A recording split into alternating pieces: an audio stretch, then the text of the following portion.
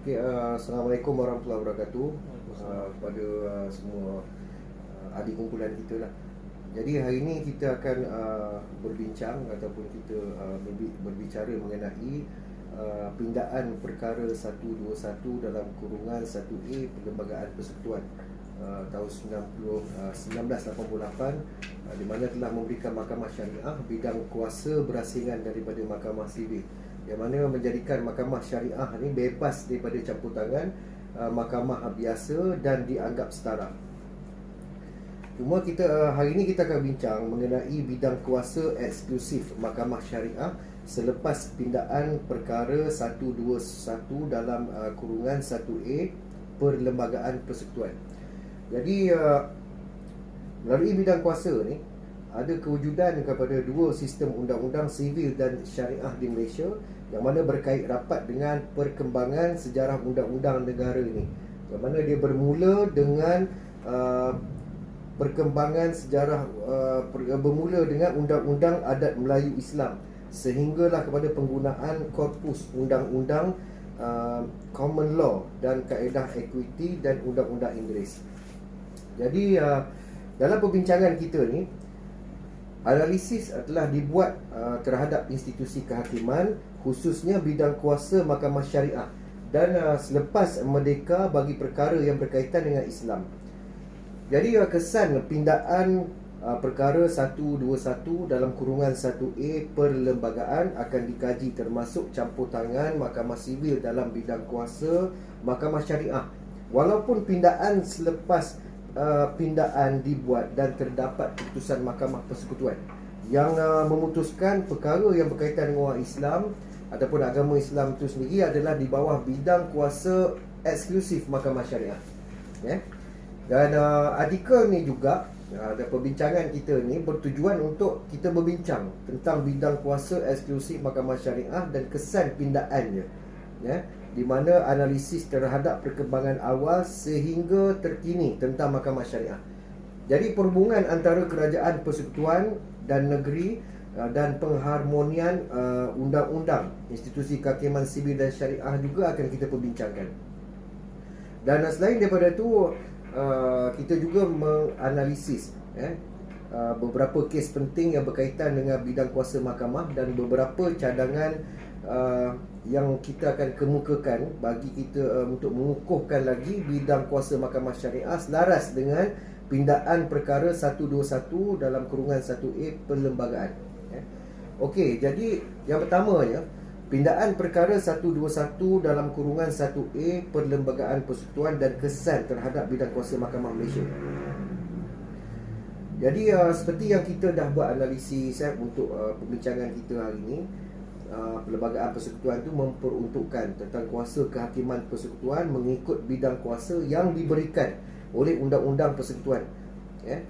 Dan manakala perkara 121 kurungan 1A berkaitan dengan bidang eksklusif Mahkamah Syariah, cuma ada penambahan kecil perkara dalam kurungan 1A diperbuat untuk mengeluarkan bidang kuasa Mahkamah Tinggi terhadap perkara yang berada di bawah bidang kuasa Mahkamah Syariah. Dan secara literalnya membawa makna bahawa Mahkamah Tinggi tidak boleh lagi campur tangan dalam Mahkamah Syariah.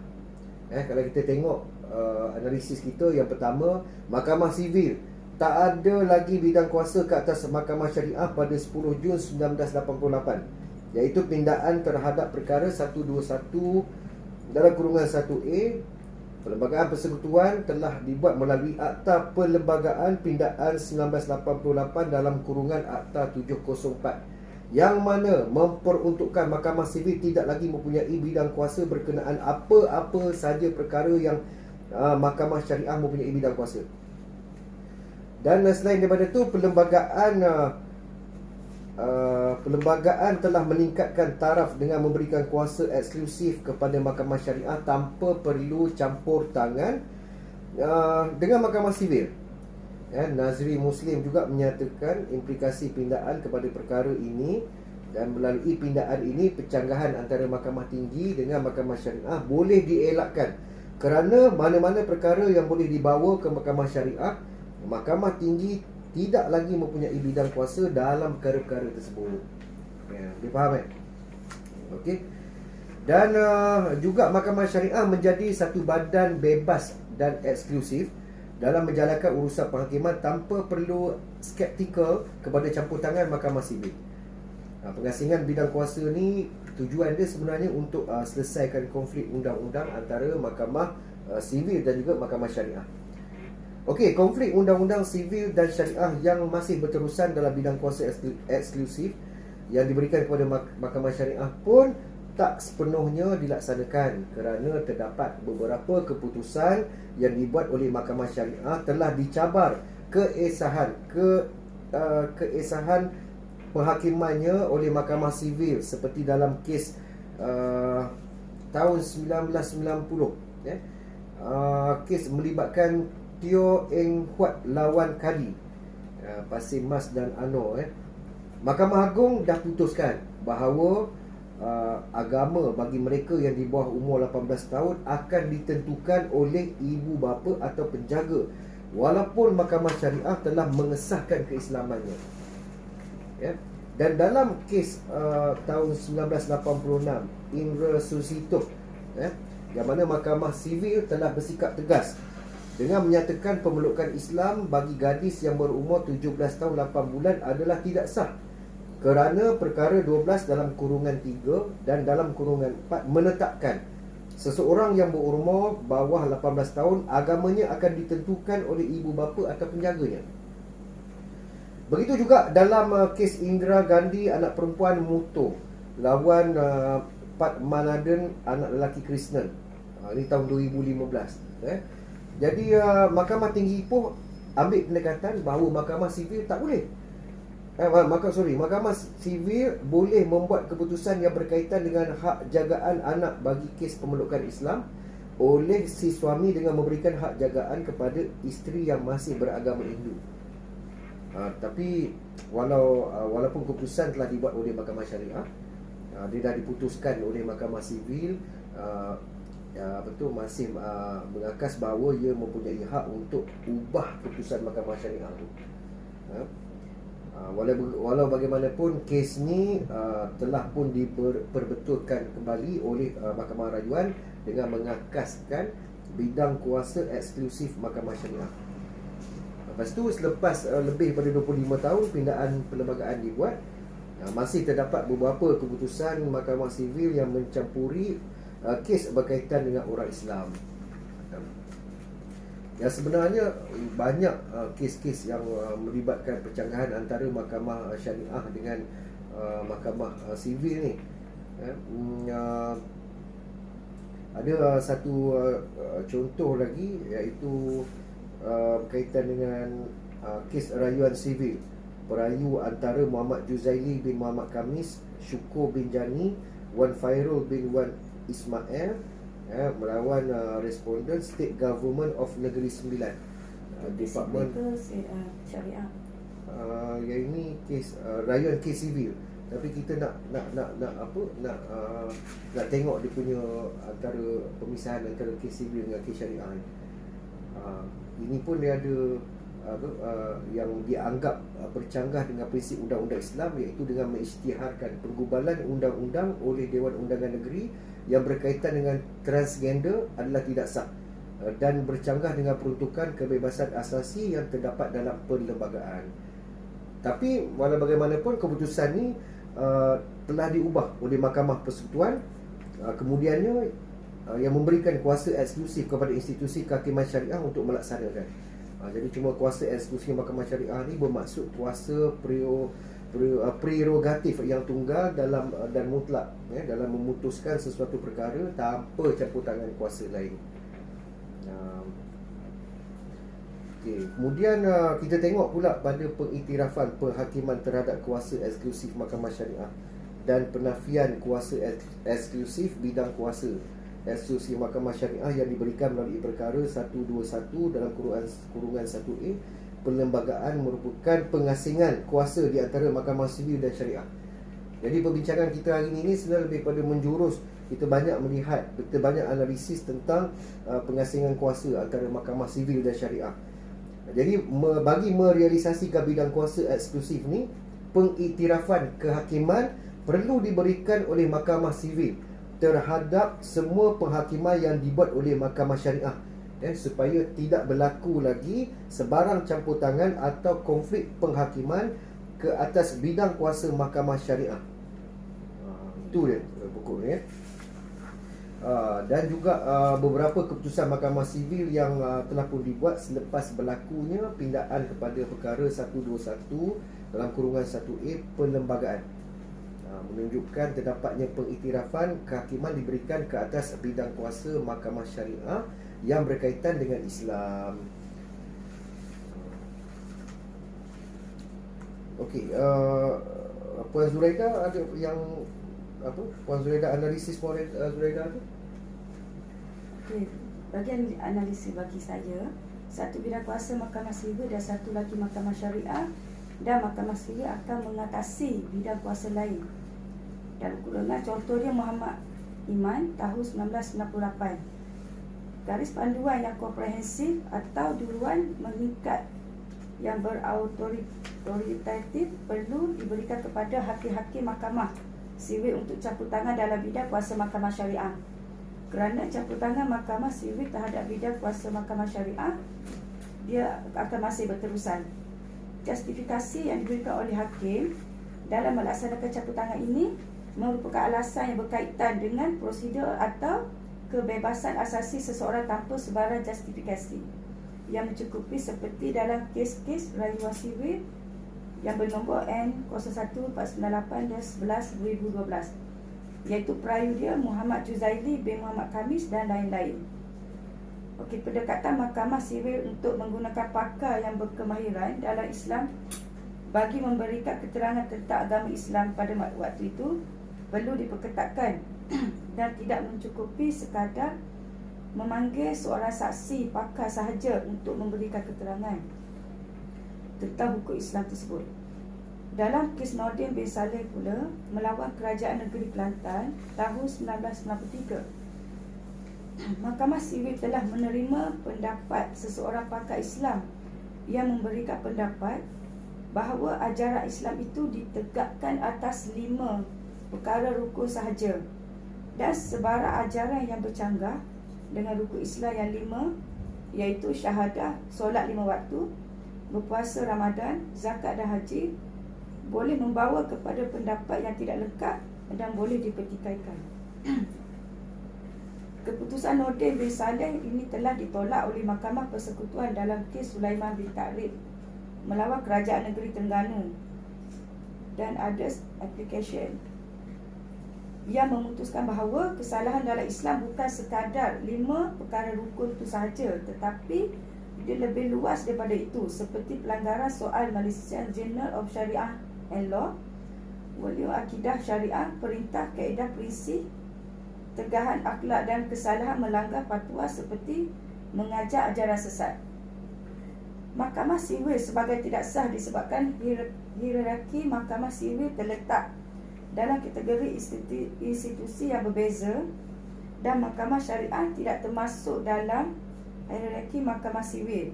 Secara umum, keadaan institusi kehakiman syariah sebelum 1988 yang masih tidak mantap dengan bentuk fizikal dan profesionalisme, kaki tangan Mahkamah Syariah yang tidak setanding dengan Mahkamah Sivil, walaupun pindaan tersebut telah dibuat.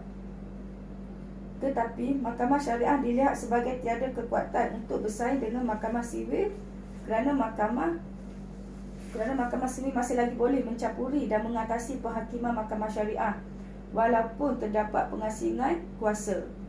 Konflik undang-undang di antara dua bidang kuasa mahkamah yang berbeza ini telah menjadikan Mahkamah Syariah sebagai institusi kelas kedua dan dalam dua sistem mahkamah yang pada hakikatnya berada dalam satu negara moden dan merdeka.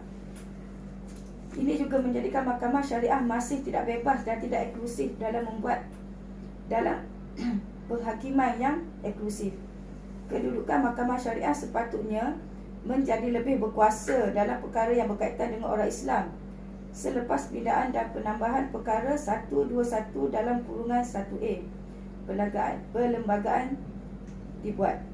Perkara 121 dalam kurungan 1A ini merupakan satu penetapan perlembagaan kepada kuasa mahkamah syariah yang merupakan platform eksklusif dalam memutuskan kes yang berkaitan dengan orang Islam, dan mahkamah sivil tidak lagi mempunyai bidang kuasa untuk campur tangan dalam bidang kuasa mahkamah syariah. Pindaan perkara 121 dalam kurungan 1A ini juga telah berjaya memberikan pengiktirafan semula kepada mahkamah syariah yang sepatutnya selaras dengan peruntukan perkara 3 dalam kurungan 1, Perlembagaan Persekutuan tentang Islam adalah agama persekutuan.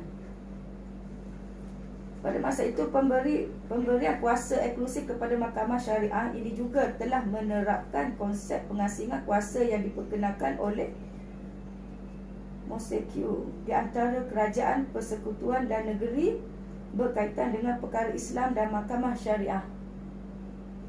Kuasa eksklusif kepada mahkamah syariah berserta dengan pengecualian kuasa untuk campur tangan oleh mahkamah sivil perlu dimanifestasikan secara sebenarnya, bukan retorik undang-undang. Mahkamah syariah perlu diberikan kebebasan hakiki untuk membuat keputusan bagi kes yang berkaitan dengan orang Islam mengikut lunas Islam dan tiada lagi dicampur aduk dengan prinsip lain yang tidak menepati kehendak syariah. Okey, saya serahkan kepada Cik Amin. Yang Cik Amin punya analisis tu macam mana Pak? Jadi hasil analisa saya ni untuk kita fahamkan artikel yang kita bincangkan ini, iaitu artikel 121 dalam kurungan 1A. Terdapat beberapa soalan yang kita perlu tanya pada diri kita dan untuk kita memberitahu kepada orang lah. Antara soalan-soalan tersebut adalah apa itu artikel 121 dalam kurungan 1A itu sendiri. Dari segi perlembagaan persekutuan, artikel 121 dalam kurungan 1A adalah peruntukan perlembagaan yang menghalang mahkamah sivil mencampuri bidang kuasa mahkamah syariah. Jadi soalan yang kita boleh dapat daripada pengertian artikel 121 dalam kurungan 1A itu, jadi sejak bila artikel 121 dalam kurungan 1A ini ada? Jadi untuk pengetahuan kita, sebelum 1988, urusan-urusan mahkamah syariah selalu diganggu oleh mahkamah sivil. Apa yang telah diputuskan di mahkamah syariah dengan mudahnya dikacau oleh mahkamah sivil. Hal ini sebenarnya mengganggu urusan orang Islam kerana orang Islam mempunyai hak dan kewajipan untuk dihukum di mahkamah syariah. Tokoh-tokoh seperti Allahyarham Tan Sri Ahmad Ibrahim telah berusaha lama untuk memastikan urusan mahkamah syariah bebas dan tidak diganggu oleh mahkamah sivil. Dan hanya pada tahun 1988 peruntukan dalam kurungan 1A dimasukkan. Mahkamah syariah mula ada kebebasan setelah 31 tahun Malaysia merdeka. Jadi orang akan tertanya-tanya, apa beza mahkamah sivil dengan mahkamah syariah? Kenapa perlu ada mahkamah syariah? Jadi untuk menjawab persoalan tersebut, kita akan cakap dari sudut sejarah, mahkamah syariah telah wujud sejak zaman Kesultanan Melayu Melaka. Dengan wujudnya undang-undang seperti Undang-Undang Melaka, semua negeri di tanah Melayu mempunyai undang-undang Islamnya sendiri.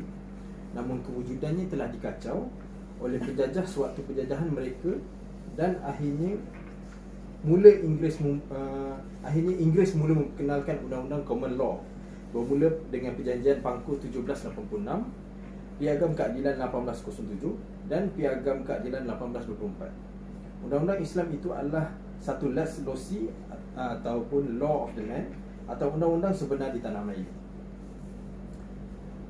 Jadi adakah mahkamah syariah ataupun artikel 121 dalam kurungan 1A ini khususnya akan mengganggu orang Islam? Sebab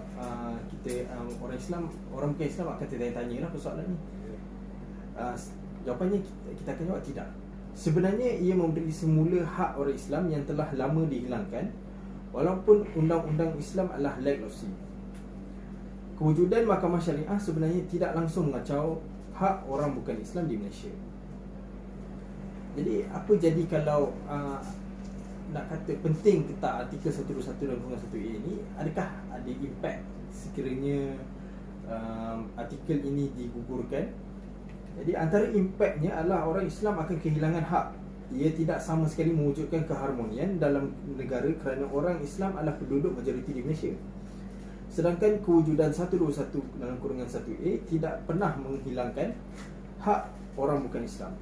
Selain itu, kedudukan mahkamah syariah akan kembali mundur seperti sebelum tahun 1988, di mana mahkamah sivil boleh mencampuri bidang kuasa mahkamah sivil. Jadi setelah analisis yang saya telah terangkan, saya telah sampaikan, apa yang terbaik, apa yang kita boleh dapat daripada hasil analisis itu? Seperti yang disebut dari awal, artikel 121 dalam kurungan 1A tidak pernah mengganggu gugat hak orang bukan Islam. Ia cuma memberikan hak orang Islam dan mahkamah syariah kembali kepada asal. Tetapi artikel 121 dalam kurungan 1A tidak cukup.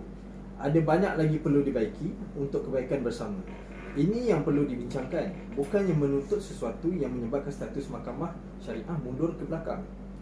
Justru, kalaulah kes Morty itu isunya, maka fikirlah satu mekanisme lain yang membolehkan isu sebegitu dibaiki di masa hadapan. Dan bukannya isu Morty tersebut dimanipulasikan untuk kepentingan pihak tertentu. Contohnya menetapkan orang yang memeluk Islam perlu beritahu kepada keluarga. Tidak boleh sorok-sorok. Jabatan Agama Islam wajib membimbing dan menjaga kebajikan orang yang baru memeluk Islam. Tak boleh memeluk Islam, pasti kita biarkan macam tu. Dan isu seperti pewarisan harta yang boleh diatasi dengan baik dan sebagainya. Jadi artikel 121 dalam kurungan 1A adalah satu peruntukan yang baik untuk keharmonian agama. Ia perlu dikekalkan dan pelaksanaannya perlu dibaiki dari masa ke semasa. Jadi kesimpulannya, sebenarnya umat Islam yang sebenarnya banyak dinafikan hak mereka. Kita ada beberapa undang-undang yang menafikan orang Islam dari dihukum dengan peruntukan undang-undang Islam, seperti Civil Law Akta 1956, Courts of the Judicature Act 1964, S51 of Law Reform, kurungan Marriage and Divorce Act 1976, Specific Relief Act 1950 dan beberapa akta lagi. Kita sedar undang-undang ini perlu dipinda demi mengembalikan hak orang Islam, dan usaha pembaikan itu perlu dilakukan secara baik agar tidak menjejaskan keharmonian kaum dan agama. Kita tidak pernah mendesak seperti mereka yang mahukan artikel 121 dalam kurungan 1A ini dipinda, yang secara jelas cuba menghina orang Islam dan kedudukan agama Islam di Malaysia. Hak minoriti dan bukan Islam sentiasa dipastikan agar ia tidak terganggu. Sebab itulah usaha membaiki undang-undang ini dibuat secara perlahan dan menerusi pendidikan. Penghakiman Mahkamah Persekutuan pada hari ini dalam kes Iki Putra Mubarak lawan Kerajaan Negeri Selangor tentunya memberi implikasi yang luas kepada kuasa-kuasa Dewan Undangan Negeri dalam meluluskan sesuatu enactment berkaitan dengan ajaran agama Islam. Sementara kita menghormati keputusan Mahkamah Persekutuan yang menetapkan bahawa Seksyen 28 Enactment Jenayah Syariah Negeri Selangor itu sebagai tidak berperlembagaan, ia tentu sekali mewujudkan rasa hiba dan kesedihan untuk pengamal undang-undang yang berhasrat untuk memperkasakan dan mengarus perdanakan undang-undang syariah dalam negara kita. Namun ratapan ini tidak boleh berterusan lama kerana ia adalah loceng amaran bahawa pihak berkuasa agama Islam negeri tidak boleh duduk selesa jika mahukan undang-undang syariah diperkasakan. Penghakiman ini tidak hanya menjejaskan enactment jenayah syariah negeri Selangor, tetapi juga enactment jenayah syariah negeri lain yang mempunyai peruntukan pari materia yang sama atau hampir sama. Dalam masa yang sama, ia bukanlah alasan untuk pejuang hak asasi dan kebebasan meraihkan penghakiman itu sebagai kemenangan di pihak mereka. Penghakiman Mahkamah Persekutuan hari ini, jika diteliti, tidak langsung memberikan hak atau kebebasan kepada mana-mana pihak untuk bebas mengamalkan ajaran seks songsang dalam mana-mana inci ruang negara kita. Ia tetap jenayah.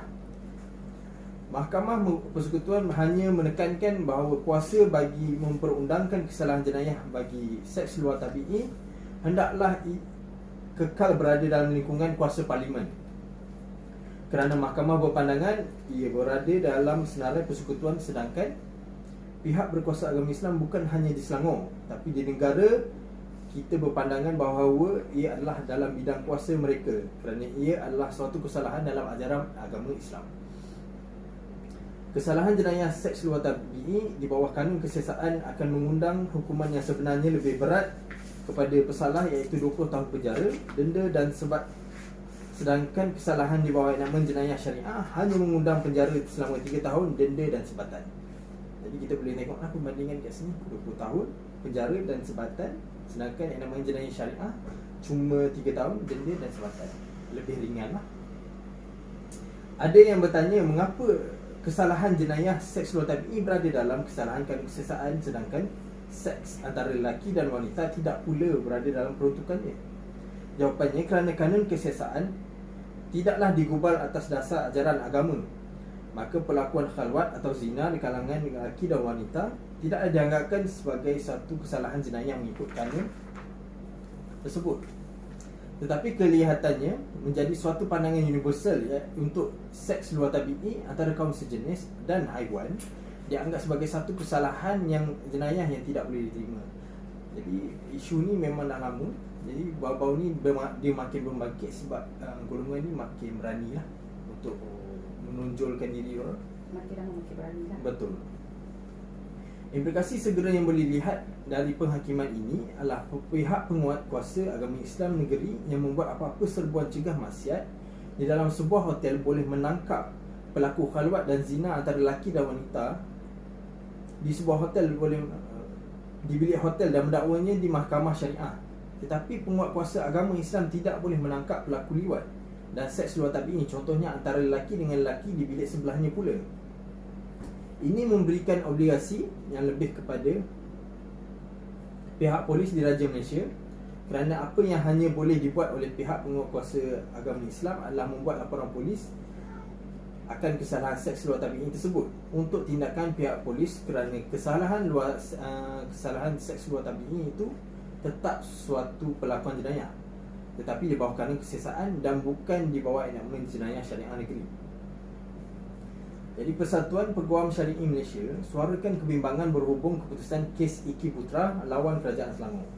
Pada 26 Februari saya berjaya, Persatuan Peguam Syari'i Malaysia ataupun PGSM menyuarakan kebimbangan berhubung keputusan syariah persekutuan yang memutuskan bahawa Seksyen 28 enakmen jenayah syariah Selangor tahun 1995 memperuntukkan kesalahan dan hukuman terhadap persetubuhan bertentangan dengan hukum tabi'i adalah bercanggah dengan perlembagaan persekutuan.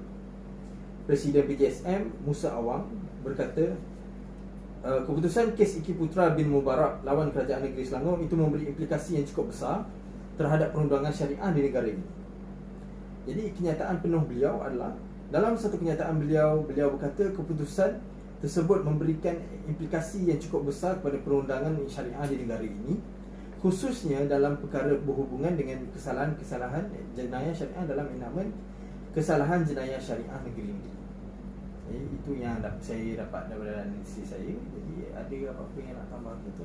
Saya nak tambah yang berkenaan dengan kes Iki Putra bin Mubarak lawan Kerajaan Negeri Selangor.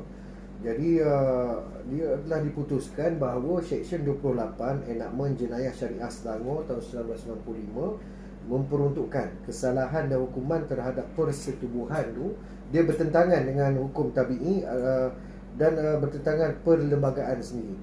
Jadi dalam Seksyen 28 tu yang berkenaan dengan persetubuhan bertentangan hukum tabi'i ini, dalam enakmen jenayah syariah Selangor memperuntukkan sebagaimana berikutlah apa yang mengenai dengan senarai negeri, perlembagaan persekutuan memperuntukkan di senarai negeri ini kecuali mengenai wilayah Persekutuan Kuala Lumpur, Labuan dan Putrajaya, hukum syarak dan undang-undang diri dan keluarga bagi orang yang menganut agama Islam tu, termasuk hukum syarak yang berhubungan dengan pewarisan, wasiat, lepas tu pertunangan, perkahwinan, perceraian, mas kahwin, nafkah, pengangkatan, kesah tarafan, penjagaan, pecah milik, amanah bukan khairat, macam-macam lagi lah, wakaf, takrif serta pengawasaliaan amanah khairat dan agama, pelantikan pemegang amanah pemerbadanan orang berkenaan dengan derma kekal agama dan khairat, institusi amanah khairat, institusi khairat Islam, dia macam-macam lagi lah dia punya ni.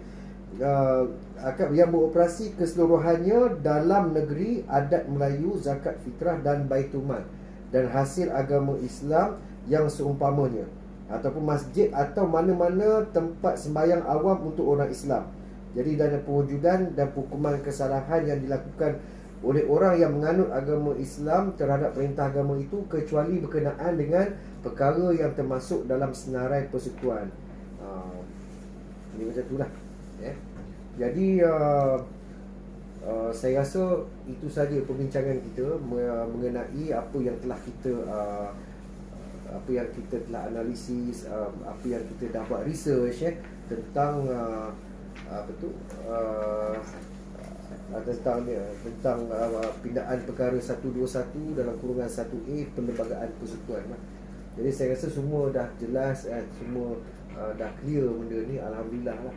Jadi setakat ini saja perbincangan kita.